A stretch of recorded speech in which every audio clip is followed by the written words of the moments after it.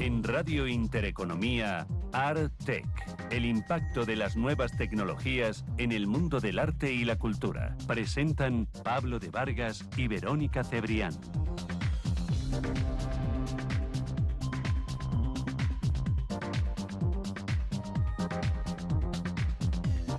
Muy buenas noches a todos y bienvenidos a un nuevo programa de ARTech. Buenas noches, Pablo, y un saludo a todos nuestros oyentes. Como muchos ya saben, en esta temporada hemos incluido el formato de video podcast, por lo que todos los martes tendrán disponible el programa en varias plataformas. Estamos en las principales: Spotify, iVoox, Apple Podcast y YouTube, bajo el nombre de ARTech, la tecnología del arte.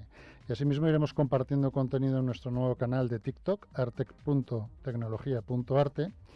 Y yo creo que dicho esto, vamos ya con el índice del programa de hoy, Verónica. En la opinión de los expertos estará con nosotros Alberto López González, VP Digital Assets Security and Mastercard. Y hablaremos con él de la Web3 y de cómo es posible favorecer la adopción de la misma, también sobre casos de uso y el papel de la innovación en el mundo corporativo. Y cerraremos el programa despidiendo la sección Descubriendo Tesoros, liderada por Gemma González.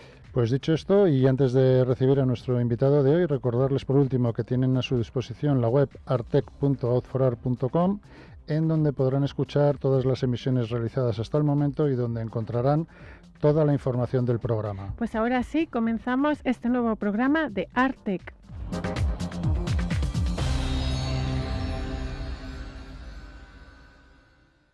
El máster en entornos inmersivos Web3 e innovación cultural de Web3 School Management les ofrece este espacio.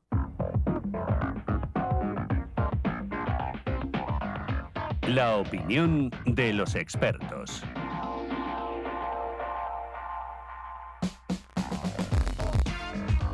Tal y como adelantábamos en los titulares del programa, hoy tenemos con nosotros a Alberto López González. Muy buenas noches, Alberto, y muchas gracias por estar con nosotros en ARTech. Muy buenas noches, muchísimas gracias por invitarme. Si te parece bien, vamos a hacer una pequeña presentación para que los oyentes se pongan en situación y enseguida entramos en materia. Alberto es ingeniero de telecomunicaciones y a lo largo de su carrera ha ido cursando distintos programas, entre los que podemos destacar el realizado en Stanford, online de Machine Learning, inteligencia artificial y ciberseguridad.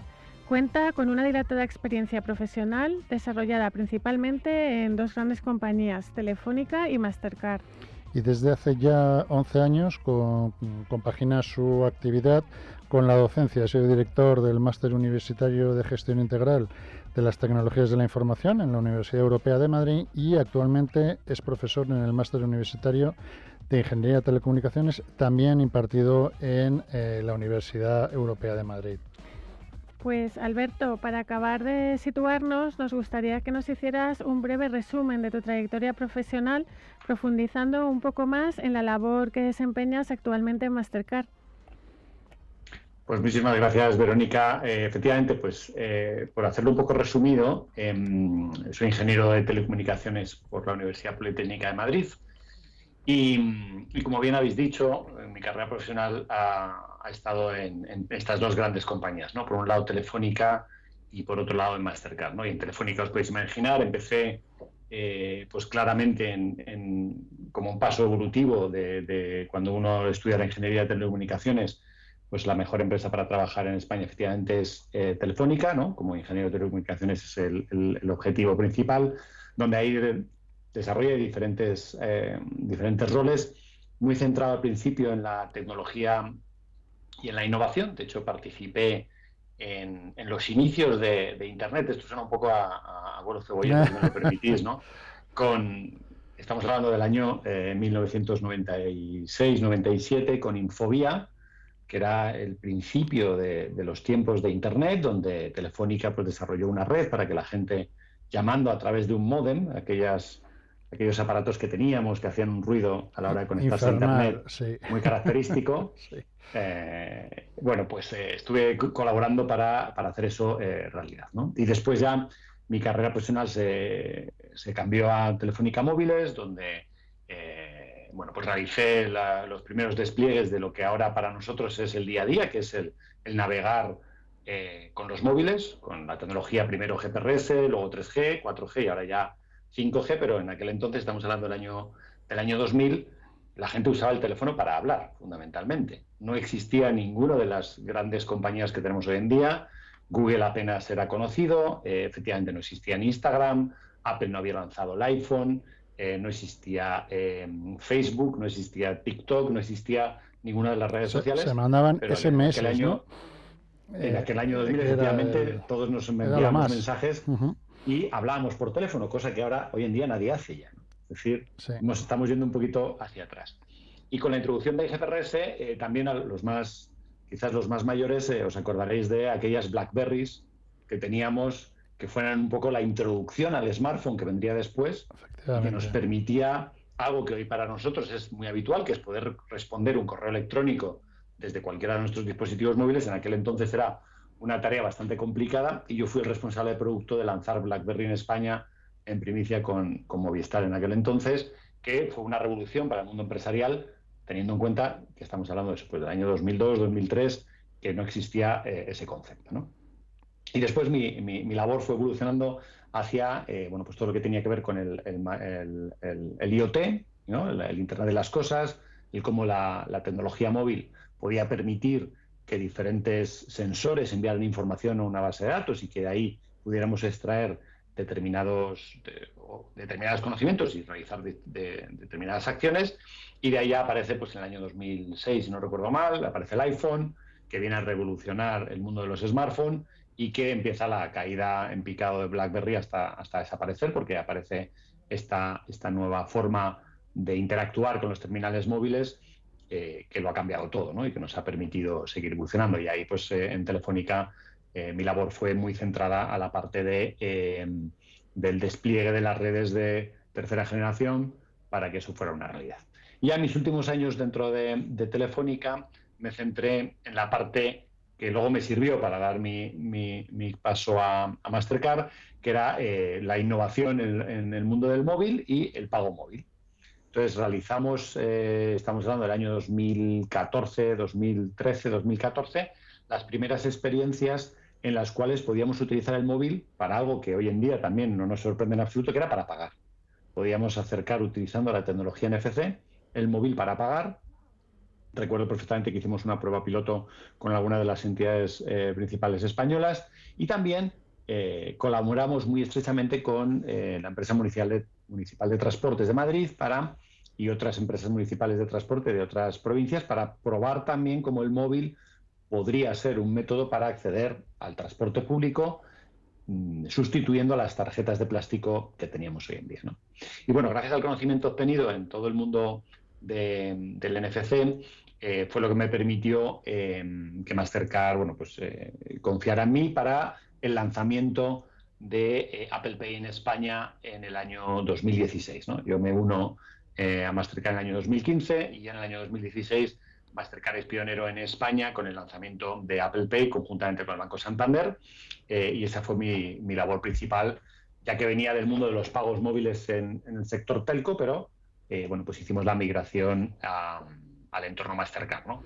En aquel entonces había una discusión, ¿no? a nivel internacional de cuál sería el ecosistema que podría realmente favorecer el pago móvil, si el liderado por las telcos o el liderado por las grandes marcas de pago como Visa o Mastercard, y efectivamente, pues al final fueron las grandes marcas las que permitieron de una forma totalmente unificada realizar esta transición, ¿no? Entonces, y esa fue la labor. Entonces, durante ese periodo de tiempo estuve en Mastercard liderando toda la parte de pagos móviles y pagos digitales, como digo, con la incorporación de este Apple Pay, al que luego vinieron después pues Google Pay, Samsung Pay, los distintos wearables, ¿no? Pues poder usar Fitbit, Garmin, etcétera, otros dispositivos para pagar con el reloj o con cualquier otra, con la pulsera, con cualquier otro dispositivo. Oye, y antes hacíamos, sí. hacíamos antes nombrábamos el tema de ciberseguridad en la que te habías formado. Sí. Y ahí, o sea, entiendo que es en Mastercard cuando empiezas a especializarte más en temas de ciberseguridad, porque realmente llevamos muchos años realizando pagos online, ¿no? Por lo que entiendo que la amenaza un poco de fraude siempre ha estado ahí, pero no obstante la ciberseguridad ha pasado a ser, quizá ahora mismo, a ser un tema recurrente cuando hablamos de tecnología. ¿Ha cambiado mucho la situación o los riesgos, ¿no?, en estos últimos años? Sin entrar en la parte cripto, que luego hablaremos. De hecho, ha habido una explosión de los pagos digitales, ¿no?, en los últimos, diría yo, en los últimos 10 años, ¿no? La verdad es que parece que llevamos toda la vida pagando con el móvil y no es así, llevamos, claro. Como digo, también parece que llevamos toda la vida comprando por internet y no es así. Es lo que decía, ¿no? Suena mucho, pero a principios de este siglo, que cuando ya uno habla en siglos, parece que suena peor, ¿no? Suena como más lejano.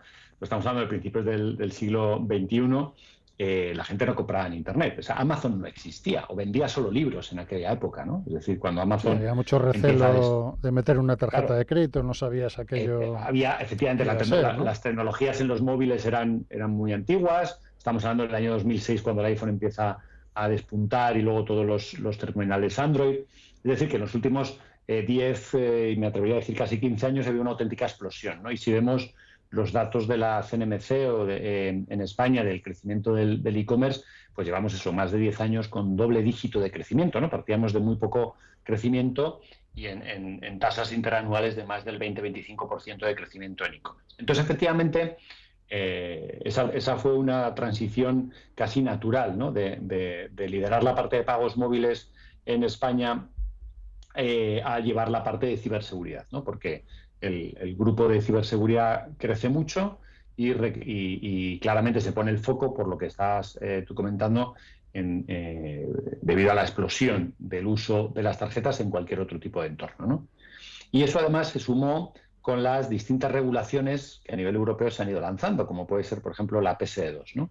La PSD2, que es al final la segunda directiva de pagos en Europa, y cómo es ser capaces de autenticarnos cuando estoy comprando en Internet y que sepamos, la persona que te está vendiendo algo, quién es el que está detrás de la pantalla, ¿no? Oye, pues ¿es Alberto López quien me está comprando o es alguien que ha robado los datos de la tarjeta y se está haciendo pasar por Alberto López? Bueno, y esa ha sido, sin duda alguna, mi labor en los últimos 5 años, donde he liderado toda la parte de ciberseguridad, empezando muy focalizado en la parte de PSD2, ayudando al ecosistema español a implantar toda la parte de PSD2 y la autenticación de doble factor, que es algo que ahora cada vez nos suena más y que deberíamos hacer hincapié en que es el mejor sistema para securizar el acceso de los usuarios a Internet y a la compra online. Y ya muy recientemente, en los últimos 2 años, mi rol ha pasado a ser un rol europeo, en el cual llevo toda la vertical responsable de la lucha dentro del cibercrimen, lo que llamamos delitos financieros, lavado de capitales, financiación del terrorismo y estafas. Ya no estoy centrado solo en España, sino en toda la región de Europa.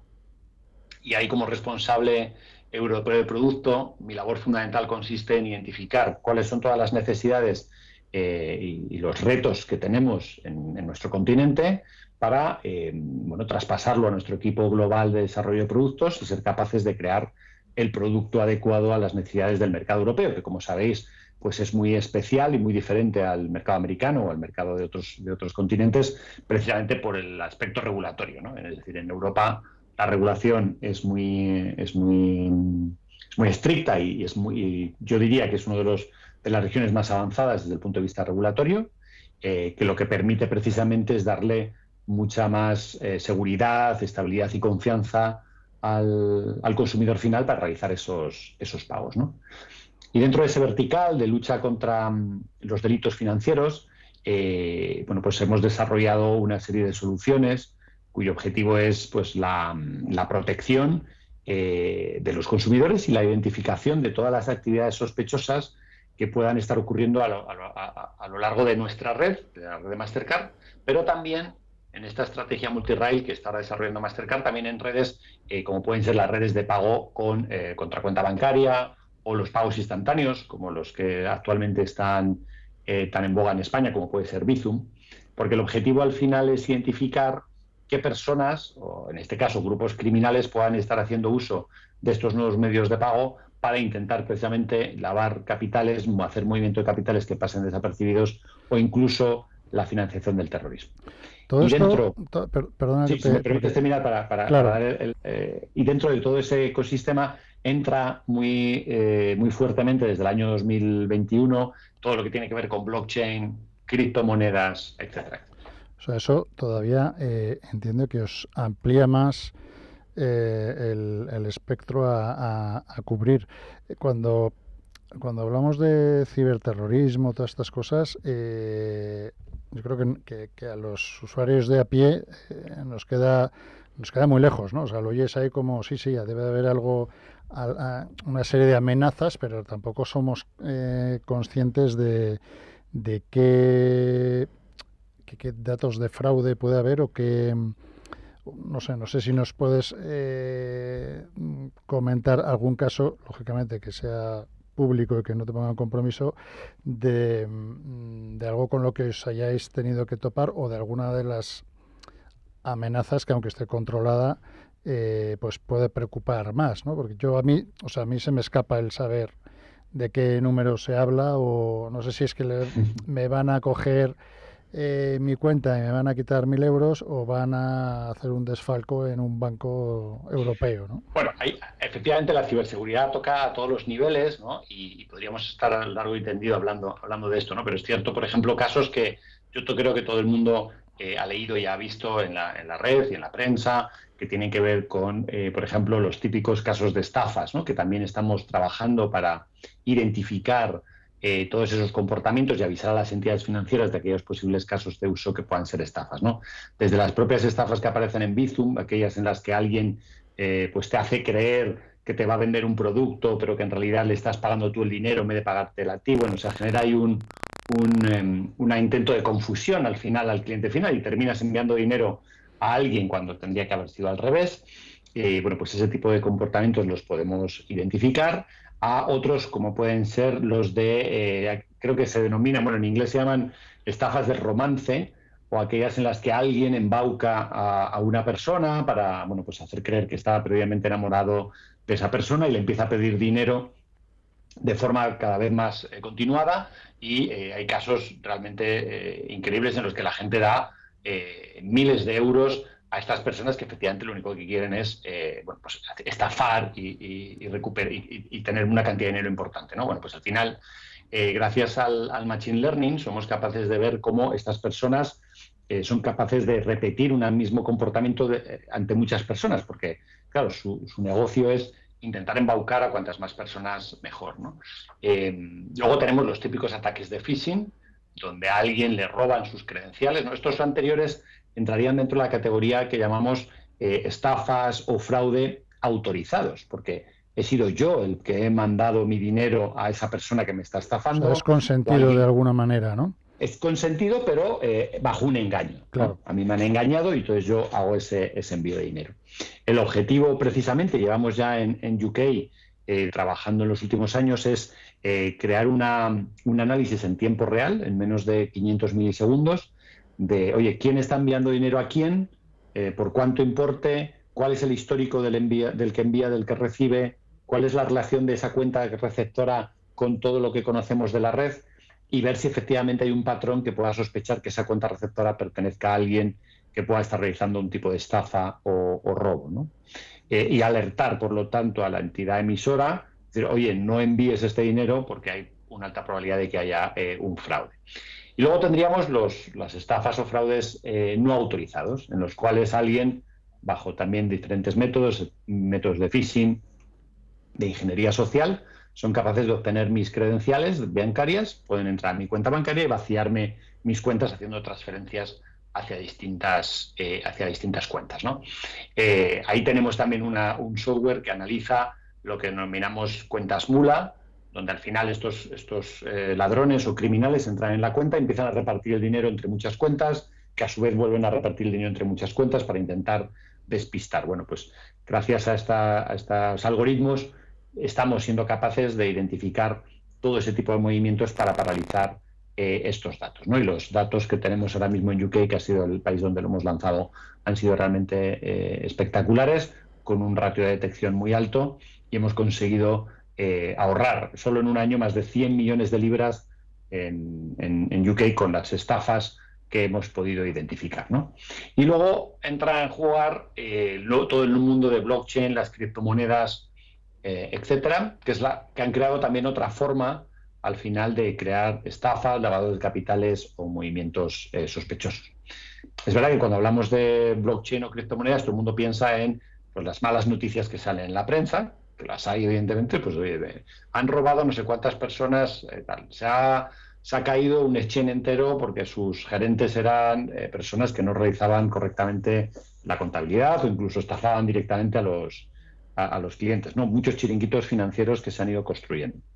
Y luego, bueno, pues eso es una realidad, pero luego hay otra inmensa mayoría de movimientos, que son más del 99% de movimientos de capitales que ocurren en la blockchain, que son totalmente legítimos y sin ningún tipo de fraude o pertenecientes a criminales. Pero a ver los hilos y ahí colaboramos con las fuerzas de seguridad del Estado para identificar esos movimientos de capitales, ¿no? Y alguno de ellos que sale en la prensa, es decir, que si lo buscáis en Google lo vais a encontrar, pues la Policía Española, ya no recuerdo si fue la Guardia Civil o la Policía Nacional, que me disculpen los miembros del cuerpo que haya sido el responsable, no estoy muy seguro, creo que fue la Policía Nacional, pero no podría asegurar con certeza, pues detuvieron creo que fueron 9 personas en España, cuya labor era, por un lado, la venta de droga para conseguir un dinero y de ese dinero utilizar la blockchain para financiar el terrorismo que ocurría en Siria. Es decir, que usaban la venta de droga en España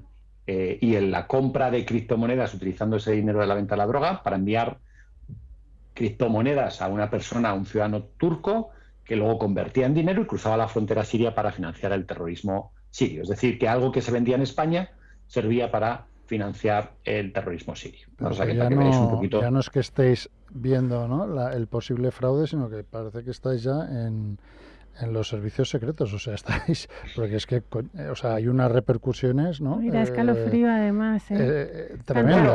Tanta casuística, lo bueno de la ¿no? tecnología es que podamos ayudar precisamente a eso, ¿no? Evidentemente no se puede publicitar ni dar mucha información de todo lo que hacemos, claro, precisamente por motivos obvios, pero la tecnología ayuda y mucho a identificar todo este tipo de delitos financieros o de financiación del terrorismo.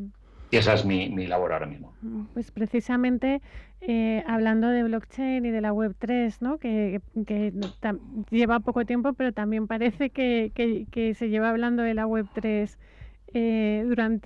durante bastante tiempo atrás.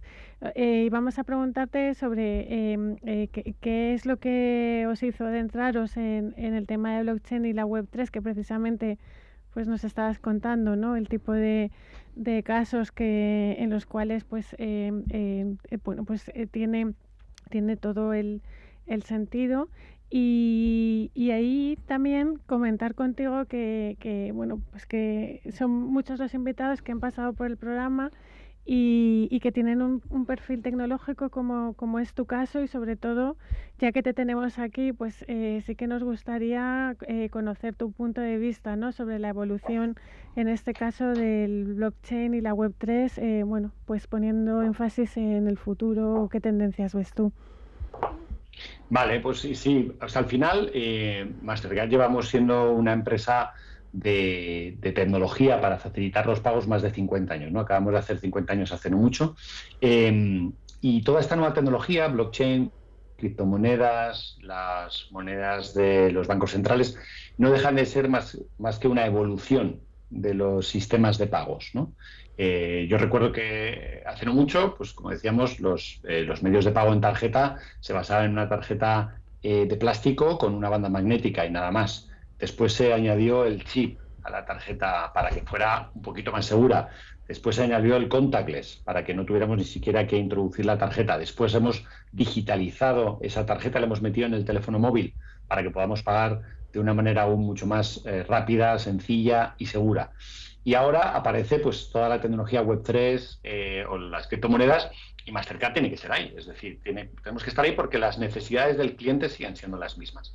Y al final somos una red, o pretendemos ser una red totalmente agnóstica del método de pago que el cliente utilice. Y no somos quien para decir cuál es el mejor método de pago para que el cliente haga sus transacciones.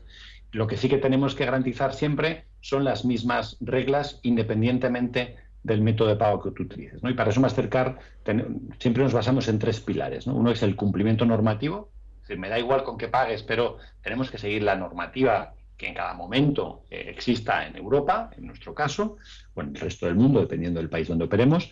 Tiene que haber una protección al usuario, es decir, el usuario se tiene que sentir seguro cuando utilice el método de pago que ofrezca Mastercard, que sepa que hay una garantía de pago, que el comercio sepa que va a recibir el dinero que el cliente le ha comprado cuando está realizando la compra, que el valor de lo que estemos comprando no fluctúe, que siempre sea un valor acordado, que haya una protección contra el fraude, contra el robo, etcétera, ¿no? Y eso es un pilar fundamental. Y el tercero, y muy ligado al mundo de las criptomonedas, tiene que haber una estabilidad en el valor de pago y en los derechos del consumidor. Es decir, si yo ahora compro un jersey y lo estoy comprando en una criptomoneda que fluctúa mucho, y voy a poner el ejemplo, ¿no? El jersey me ha costado 10 unidades de esa criptomoneda o al cambio 10 euros. Si de repente mañana voy a volver el jersey porque es que ya el jersey no me gusta o me queda pequeño y me van a dar 5 euros, pues a lo mejor el método no me está convenciendo, ¿no? Yo quiero que el valor se mantenga estable para que mis transacciones no se vean afectadas. Y esa es un poco la garantía que quiere ofrecer Mastercard en este sentido.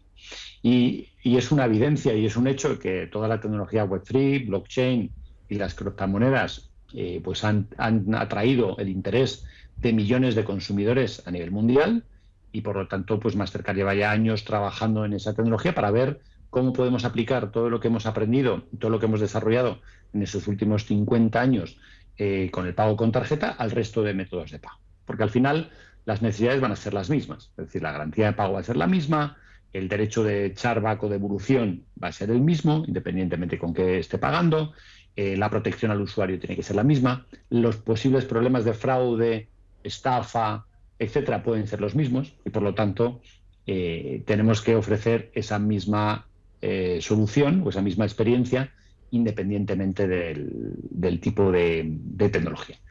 Como digo, pues Mastercard llevamos ya años trabajando en esto, hemos lanzado múltiples patentes dentro del mundo de la blockchain.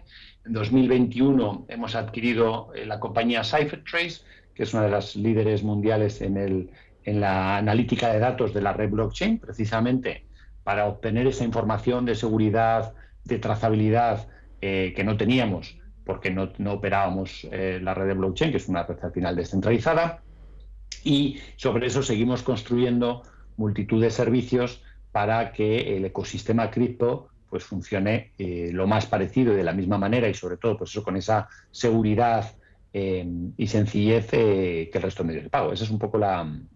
Sin extenderme mucho, si queréis me puedo extender más, pero bueno, por entendernos bien, ese es un poquito el bueno, objetivo. No, por tocar también, dentro dentro del volumen de usuarios que tenéis, que es inmenso, ¿qué crees qué adopción está teniendo la Web3 dentro de vuestras cifras? Y un poco rescatando la pregunta que hace Verónica de cómo veis ¿dónde vamos, ¿no? Claro, esta evolución a un año vista, porque mucho más tampoco seremos capaces de vaticinar. Sí, es verdad que la tecnología Web3 es una tecnología muy, muy reciente, ¿vale? Entonces ahora yo diría que de hecho hay todavía pocos casos de uso dentro del mundo de la Web3 que estén a disposición de los ciudadanos. No hay algunos, pero son pocos. Es verdad que la blockchain, al igual que hablábamos antes de los smartphones o de los pagos móviles, es una red relativamente reciente, y por poner algunas fechas y que las personas que nos están escuchando pues entiendan un poco de qué espacio temporal estamos hablando. La primera transacción de bitcoins a nivel mundial fue en el año 2010, ¿no? Es decir, estamos hablando, han pasado ya casi 14 años, pero parece que fue ayer, pero ya han pasado casi 14 años cuando la primera transacción, que todavía nadie sabía ni qué era eso del bitcoin, aparece en la red, ¿no?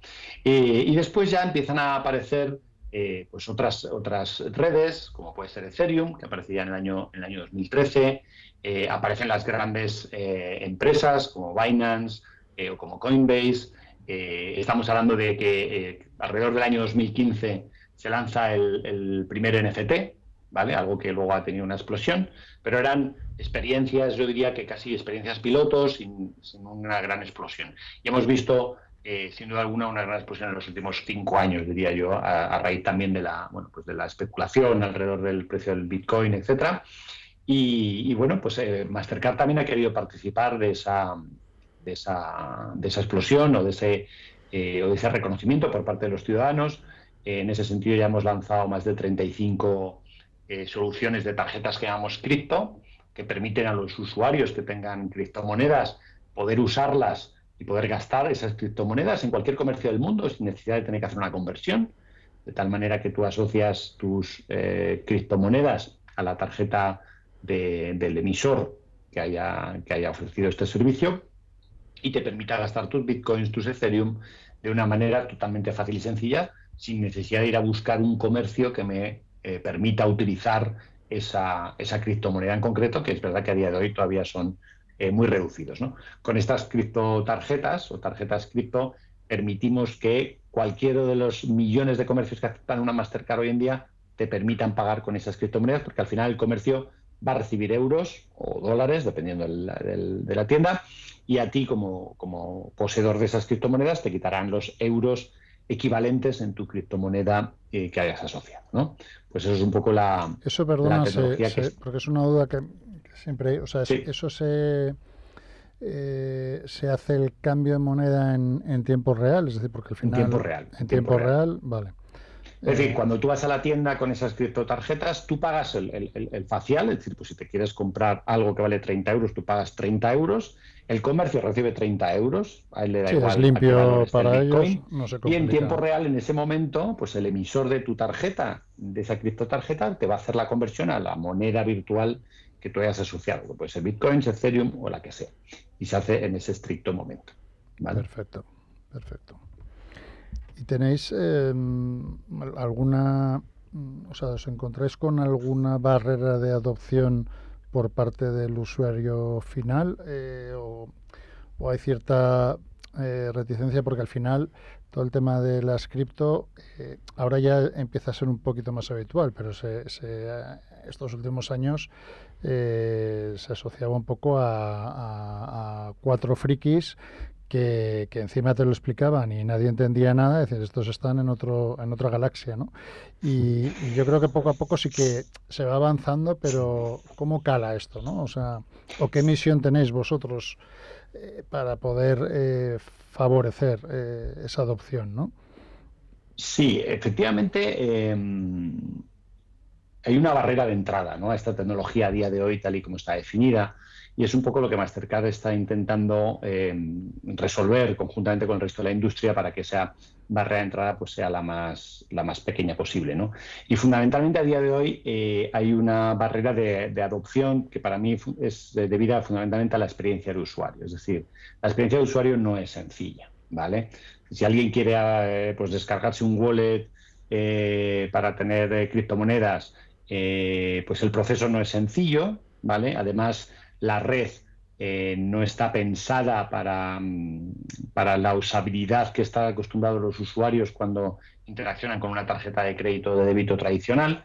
Y es cierto que se requiere cierto nivel de experiencia o de expertise para manejarte en ese mundillo, porque cada vez hay más distintas experiencias, ¿no? No solo hablamos del wallet con las distintas criptomonedas, estamos hablando de las claves privadas que los usuarios tienen que custodiar y no perder, porque entonces perderían las criptomonedas, estamos hablando de todas las nuevas soluciones de DeFi, que se llama, ¿no?, que son las finanzas descentralizadas, que son todo menos sencillas de utilizar y todo menos transparentes. Están los NFTs, que tienen también su forma de trabajar, y aparece también la Web3, ¿no? Es decir, que tenemos todo un ecosistema muy variado con una usabilidad que es para nada sencilla, ¿no? Y de hecho, si alguno de vosotros habéis trabajado con algún wallet y os hayáis intentado conectar a alguna aplicación de finanzas descentralizadas, cuando te piden permiso, los wallets te dan una información que es totalmente ilegible, es decir, no sabes muy bien lo que estás firmando. Y eso es lo que hace que muchos clientes pues sufran fraude o sufran estafas y que pierdan dinero, que pierdan NFTs, porque al final se conectan a webs o aplicaciones que no tienen muy claro lo que hacen y que al final lo que le están haciendo cuando firman una transacción es darles acceso a esos NFTs o a esas criptomonedas, ¿no? Con lo cual, yo creo que todavía queda un trabajo importante en que la experiencia de usuario sea lo más transparente y sencilla posible, ¿no? Llegaremos a ello, estoy convencido, pero estamos todavía lejos de esa adopción. Y de hecho, bueno, pues según creo que son los últimos datos que publicó el Banco de España, que fue el año pasado, estamos hablando que el 10% de la población más o menos dice tener criptomonedas. Me gusta ese matiz. Eso de dice tener, me gusta el matiz. Sí, no, porque lo digo por experiencia propia cuando hemos hecho estudios de opinión, y al final lo que preguntas a una persona es si tiene algo o hace o si su actividad es alguna concreta, y luego intentamos comprobarlo por otros métodos, vemos que efectivamente hay ciertas discrepancias. Hay personas que dicen tener algo que luego resulta que no tienen, bueno, ya sabemos todos que las encuestas a veces a todos los niveles no dicen siempre toda la verdad, ¿no? Pero bueno, en media, y viendo otros datos de otros estudios a nivel europeo, pues está hablando entre el 6 y el 7% de la población que puede estar trabajando, que ha hecho algún tipo de transacción con alguna criptomoneda. Evidentemente esto todavía es muy, muy residual, pero, y contestando a la pregunta anterior de Verónica, que se me quedó un poco en el tintero del futuro de la blockchain, yo creo que hay mucho trabajo por hacer y hay muchas cosas que la blockchain puede traer, a nuestro día a día, ¿no? La Web3 es la primera de ellas, ¿no? Es decir, cómo la experiencia que tenemos en el entorno web puede cambiar. Veremos también qué pasa con el metaverso, que es una versión de lo que sería la Web3.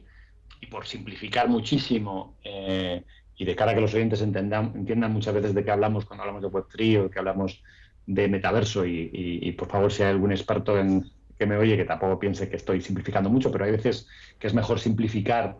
Y decía un amigo mío, que es divulgador científico, que es antes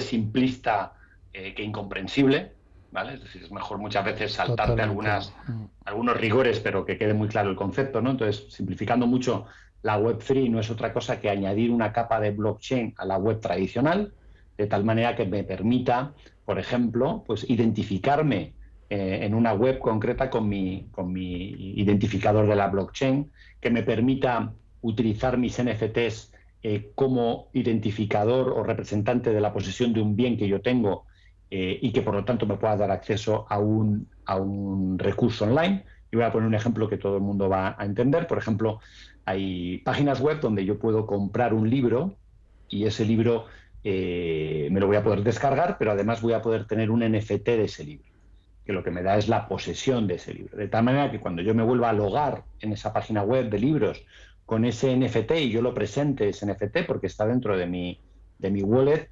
la página web me va a permitir seguir leer el libro, ¿vale? Porque yo tengo la posesión del libro. O incluso, y esto no existe, pero podríamos, y es un poco lo que hizo Mastercard con la iniciativa de aceleradores de artistas, que luego podemos hablar un poquito más en detalle, donde yo pueda, por ejemplo, comprarme un disco de un vinilo, ¿no? Ahora mi hija, que tiene ya 14 años, me ha salido totalmente analógica, y entonces están volviendo, sí. Están volviendo y me parece que está muy bien. Y ¿por qué no? Aunque todavía no ocurre, pero ¿por qué no? A la hora de comprarme yo un vinilo, que yo pudiera tener un NFT asociado a ese vinilo, que me dé acceso, por ejemplo, a Spotify, a escuchar gratuitamente la música que yo he adquirido en formato físico, pero que quiera tener también en formato digital, ¿no? Porque al final yo ya he adquirido el derecho de reproducción de ese contenido, ¿no? Pues ese tipo de funciones son, yo creo, que hacia donde va la blockchain en el corto plazo, a través de esa Web3. Eso lo podemos incorporar en el mundo del metaverso exactamente igual, porque el metaverso al final lo que nos da es cómo queremos interactuar con ese ecosistema digital. Si queremos que sea una interacción más inmersiva, pues con las gafas de realidad virtual o con las gafas de realidad aumentada, eso es un poco la capa de experiencia la que me va a dar el metaverso, pero por detrás voy a tener el Web3, ¿vale? Como digo, simplificando mucho, el metaverso me da la capa de interacción, cómo voy a interactuar, con qué datos, ¿no? Y de qué manera voy a interactuar, pero lo que hay por detrás va a seguir siendo una blockchain con una identificación, etcétera. Y luego, pues todo esto va a ir, y yo creo que es un poco el futuro, irá convergiendo a los distintos proyectos que a nivel internacional están moviéndose, como puede ser el de identificación digital en Europa, con EIDAS con la nueva versión eIDAS 2, que ha sido aprobada recientemente bajo la presidencia de España, por cierto, de la Comisión Europea, en el que los clientes, los usuarios, todos los ciudadanos, mejor dicho, tendremos un wallet que nos permita identificarnos en la red, ¿no? Y por qué no también en la Web3. Y por qué no ese wallet me permita tener también mis métodos de pago asociados, que me permitan interactuar de una forma totalmente transparente y que yo pueda comprar, por ejemplo, un NFT utilizando mis euros, que podrían ser incluso euros digitales, sin tener que comprar entre medias una criptomoneda, ¿vale? Bueno, pues esa experiencia unificada o convergente es lo que creemos y es en lo que hacia donde creo que va a ir el futuro, ¿no?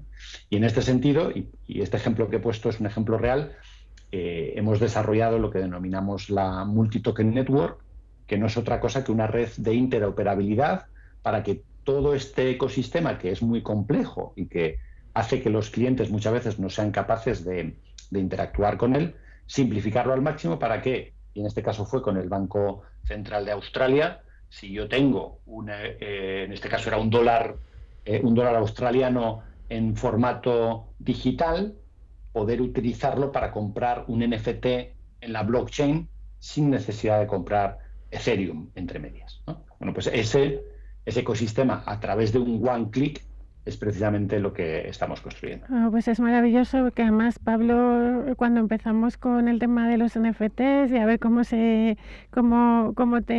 configurabas una wallet, cómo compras la criptomoneda, en qué exchange entrábamos, o sea, parece que hablamos de hace mucho tiempo. Pero sí, además hay una parte ahí también un poco, ¿no? Lo que comentabas antes de ese 10%, también hay yo creo que corresponde a ese 10% de gente inquieta y que le gusta un poco cacharrear, ¿no?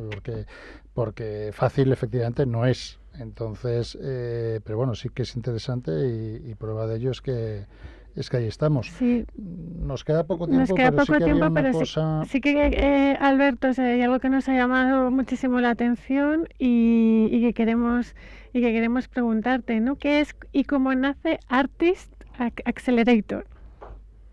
Sí, bueno, esta iniciativa que es del año pasado es precisamente un poco las primeras experiencias en la Web3 que queremos desarrollar, ¿no? También son, al final, los primeros casos de uso para que sea más fácil de entender esto que nos puede permitir en la Web3, que es un ejemplo muy parecido al que comentaba antes de los vinilos o de los libros, ¿no? Al final, la idea surge de dar voz a los nuevos artistas, a los nuevos creadores de contenidos y darles una capa o una capacidad para poder interactuar uno a uno con sus consumidores, ¿no? Con sus clientes, con sus usuarios, con sus fans. Y es un poco lo que permite la Web3 y la blockchain, ¿no? Es decir, esa relación muchos a muchos en las cuales haya un grupo de personas que son creadores de contenidos y haya un grupo de personas que son consumidores de contenidos y que entre ellos puedan interactuar sin que necesariamente haya un intermediario entre medias, ¿no? Y ahí lo que se desarrolló precisamente fue una experiencia Web3 en que los clientes interesados en este tipo de nuevos artistas se registraban, se daban de alta en una web y los creadores iban subiendo contenido musical que los usuarios podían adquirir y que les permitía, por lo tanto, tener ese NFT de ownership, de posesión, que les iba a permitir utilizarlo para escuchar la música en esa página web y en el futuro, pues más experiencias, como podría ser, pues, un acceso VIP en un concierto o cualquier otro tipo de experiencia que se nos pueda ocurrir alrededor de ello, ¿no? Es decir, era una manera de, por un lado, acercar el Web3 a cualquier ciudadano, independientemente de su nivel de conocimiento tecnológico, pero que le encante la música y que quiera dar un apoyo a los nuevos artistas, y luego un canal también de distribución de los nuevos artistas para que efectivamente puedan desarrollar su contenido y puedan interactuar de forma directa con sus fans, ¿no? Y bueno, y esa es una de las primeras iniciativas Web3 que hemos lanzado, pero que vamos a lanzar muchas más. Pues estaremos atentos a... No, y te emplazamos porque o sea, yo te estaría preguntando sin parar. La verdad es yo que, encantado. Sí, entonces te emplazamos a otra visita para seguir profundizando contigo. Sí, estamos en contacto porque además todo este tipo de acciones de aplicación de tecnología, NFTs y demás en en música, en arte, la verdad es que es muy... O sea, a nosotros nos gusta mucho y a los oyentes también, porque hacemos ese mix de tecnología y cultura, ¿no? Con lo cual nos emplazamos para otro programa. Muchísimas gracias, que andas hasta arriba, o sea, que os agradecemos especialmente que hayáis conseguido buscar este hueco y nada, lo dicho, nos vemos en otro programa. Sin duda, un placer. Un placer para mí, muchísimas gracias y contar conmigo para otra ocasión sin ninguna duda. Muchísimas gracias, un abrazo. Un abrazo, buenas noches.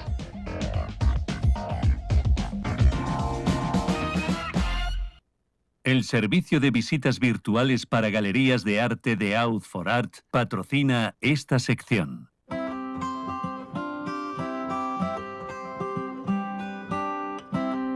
Descubriendo tesoros. Lo anunciábamos al comienzo del programa con mucho pesar, la verdad. Pues así es, hoy despedimos esta sección que nos ha acompañado a lo largo de 3 temporadas y que hoy llega a su fin. Sección que ha sido capitaneada por Gemma González y a la que todo el equipo queremos agradecer de todo corazón su apoyo, dedicación y sobre todo su compañerismo. Como colofón a esta colaboración les dejamos un resumen de los mejores momentos de Descubriendo Tesoros. Pablo, vamos a echar de menos estos ratos. Así es. Bienvenida, ¿cómo Muchísimas ha ido la gracias. semana? Pues bien, deseando contaros muchas cositas que he ido preparando entre semana y echándoos de menos. Así que ya estoy aquí. Ya estamos todos. Ya estamos Ya todos. estamos todas Exacto. aquí. Me traerás algún plan gastronómico, ¿no? Hombre, por supuesto, y más cosas. No sé si habéis tenido la oportunidad de disfrutar de una estrella Michelin gastronómicamente hablando, porque en breve vamos a poder pasar una noche en un hotel con llave Michelin. La guía ha seleccionado más de 5.000 alojamientos de todo el mundo que ofrecen experiencias excepcionales, a los que ahora condecora al mismo nivel que los restaurantes. La compañía dará la llave Michelin a aquellos establecimientos hoteleros que ofrezcan a sus clientes las experiencias más excepcionales y que constituyan destinos únicos. Vamos a tener que esperar un poquito, al menos hasta la primera mitad del 2024, para conocer las primeras valoraciones de alojamientos de la afamada guía. De los que habéis estado o de los que os gustaría estar, ahora me decís cuáles pensaríais que debería entrar a formar parte de esta lista tan selecta. Yo, de mi propuesta, de los que he estado, propondría el Hotel Real de Santander, que es un 5 estrellas gran lujo, que es maravilloso, y el Asia Gardens, que a lo mejor está en Altea. Está en Altea. Bueno, está cerca de Benidorm. Exacto, está a mitad de por camino. Terra Mítica es, ¿no? Sí, pero es Altea, es demarcación de Altea, creo. Y la verdad es que también es una maravilla, ver los jardines tropicales, piscinas es como si estuvieras asiáticas. Es como si estuvieras en Bali, en Tailandia. Sí. El Waldorf Astoria de Maldivas, que de hecho ya sé exactamente cuál quiero, que es la Villa Estrella Maris Estrella Maris. Que esa es la ya sé cuál quiero. No, es que las he visto todas y ya sé a cuál quiero ir, así que Mira. No hay lugar a error. Ah, mira, fíjate, eso es tener las cosas claras. Yo no sabría cuál elegiría. No he estado, afortunadamente todavía no he estado en ningún hotel, ningún restaurante Michelin y no sé cuál incluiría. Es que me pasa una cosa, que ahora prefiero ir a las casas que tienen los amigos que dejan cuando se van de vacaciones, que también son muy bonitas. Mira, a lo mejor puede ser el siguiente eslabón de Michelin, también las casas de los amigos. Hombre, un Airbnb Por eso. en particular, no sé. ¿no? Yo lo que sí que he visto es que ha sido un trabajo que les ha llevado 4 años. Uh-huh. Y como nos contabas, Gemma, la guía pone sus conocimientos al servicio de los viajeros en búsqueda de esas experiencias personalizadas, que yo creo que es lo que diferencia ya el ir a un enclave de este tipo, que está esa villa maravillosa que te has elegido tú. Hoy os voy a proponer visitar el castillo más bonito de Europa según National Geographic. Y fijaros, no tenemos que irnos muy lejos, porque es el Alcázar de Segovia. Además, Disney ha reconocido recientemente que esta fortaleza le sirvió de inspiración para el castillo de Blancanieves. Su construcción se inició en el siglo XII, pero fue en el reinado de Alfonso VIII cuando adquirió su forma palaciega. Fue testigo del matrimonio de Felipe II y de Ana de Austria, y el Alcázar ha sido una constante en la historia de España, evolucionando desde una fortaleza romana hasta un palacio renacentista y más tarde una prisión estatal y academia militar. Para la revista National Geographic es un lugar donde la historia cobra vida y los contornos de la realidad se funden con los de la fantasía. Pues este no es el único castillo de España que sirve de inspiración para el sexto arte. Está también el castillo de Almodóvar del Río, en Córdoba, en donde se han filmado algunas escenas de la famosa serie Juego de Tronos, que yo creo que debe de ser de las pocas personas que no la he visto. Yo tampoco. Y me interesa Ya somos cero, dos, no ya sé por somos qué. dos. Tú eres súper fan, Y a mí me encanta. ¿ves? Si es que todo el mundo, yo no... Yo tampoco la he visto. A mí me costó verla, o sea, yo la vi entera el año pasado. Albo dice que tampoco, o sea que somos 3 contra 1 de momento.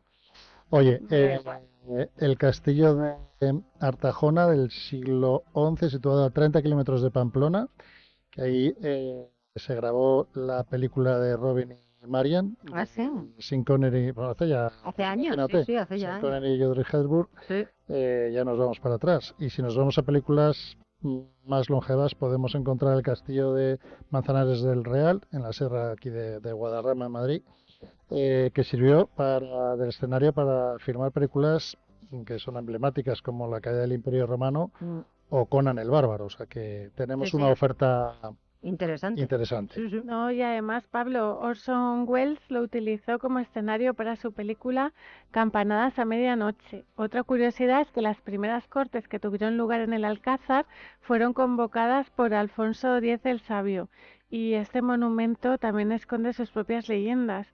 Aquellos que pasen junto al balcón central de la Sala de los Reyes podrán ver una cruz, símbolo que en este caso tiene que ver con una tragedia.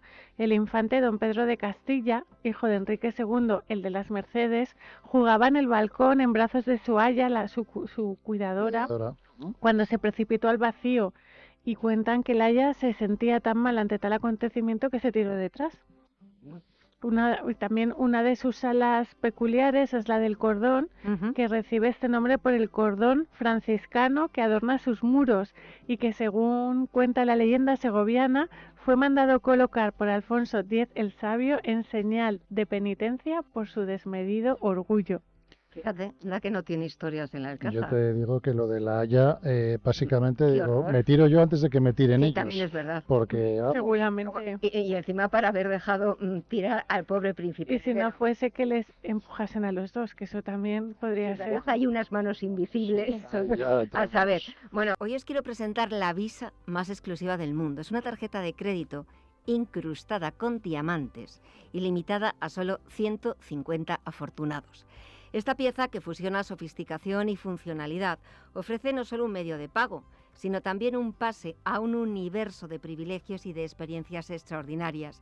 Una Visa que rompe con los convencionalismos porque se aleja del tradicional plástico que se utiliza en las tarjetas de crédito. Por cierto, que esta nueva Visa incrustada con diamantes asegura, entre otras muchas cosas, una asistencia personalizada las 24 horas del día, los 365 días del año. Qué pasada, ¿eh?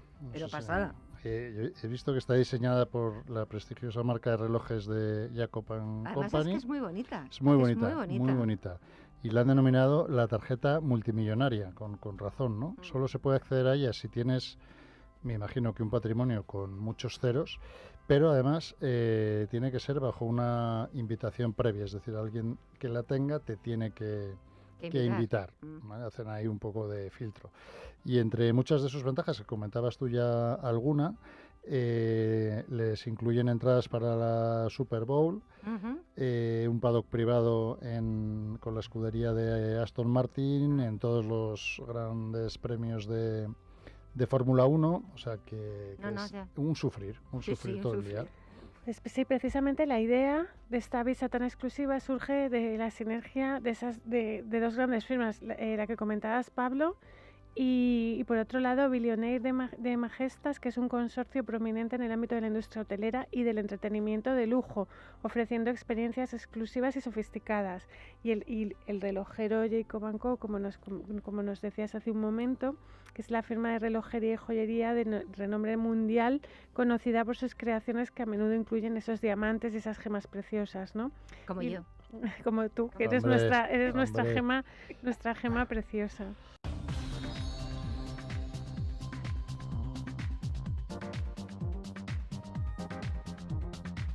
Pablo, llegamos ya al final del programa de hoy. Pues como siempre agradecemos su presencia a nuestro invitado de hoy y por supuesto a todos ustedes por acompañarnos una semana más. Y recuerden que si se han perdido alguno de nuestros programas pueden escucharlos en nuestra web artec.outforart.com. Y como ya adelantábamos, tendrán también disponible el programa en formato video podcast en las principales plataformas de contenido como son Spotify, iVoox, Apple Podcast, YouTube, en nuestra cuenta de Artec, la tecnología del arte. Muy buenas noches. Que pasen una feliz semana.